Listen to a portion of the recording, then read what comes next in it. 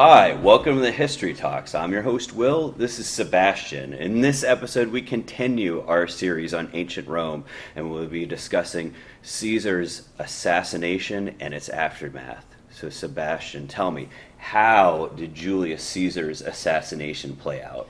Julius Caesar died of 23 separate stab wounds on March 15th, 44 BC, on the steps of the Senate building.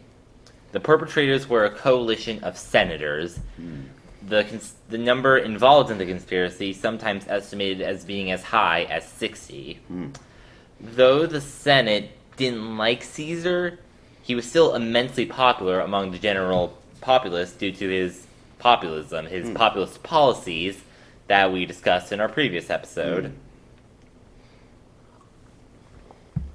Marc Antony held a meeting with a number of the senators, including some who had helped plan the assassination, to discuss whether or not Caesar would be declared a tyrant and the conspirators would be spared.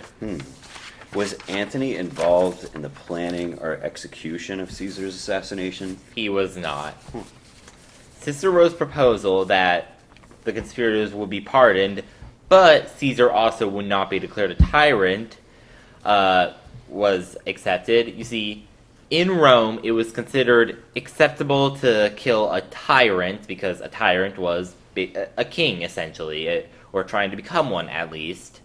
So in order to preserve the Republic, if someone was declared a tyrant, their murder would be justified, and every act or proposal they've passed, it would be declared null and void. That includes his last will, any policies he might have implemented, and his appointments, which a number of the senators involved in the conspiracy were appointed to certain positions by Caesar. Wow, so the killers were able to proclaim they had killed a tyrant, but at the same time, they really didn't think Caesar's policies were that tyrannical, and they wanted to keep them. Yeah. Caesar's funeral, a funeral pyre that was essentially a burning of Caesar's body, it was heavily attended by the massively pro-Caesar populace of Rome, and it soon turned more into a violent riot as Caesar's supporters began raiding the homes of the two leading conspirators, Brutus and Cassius. So the people were very angry. Do you think Brutus and Cassius expected that reaction? I don't think they expected it at all. Brutus, after Caesar died, Brutus proudly declared that a tyrant is dead this day, and it seemed that he was very convinced that even if the people did not immediately recognize Caesar as a tyrant, he would be able to convince them. But it seems he was wrong on that front.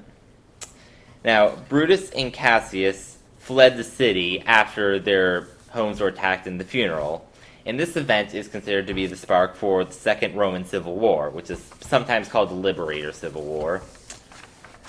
The pro-Caesarian faction was led by a triumvirate, obviously being a reference to Caesar's triumvirate, this one consisting of Marc Antony, Lepidus, and Octavian.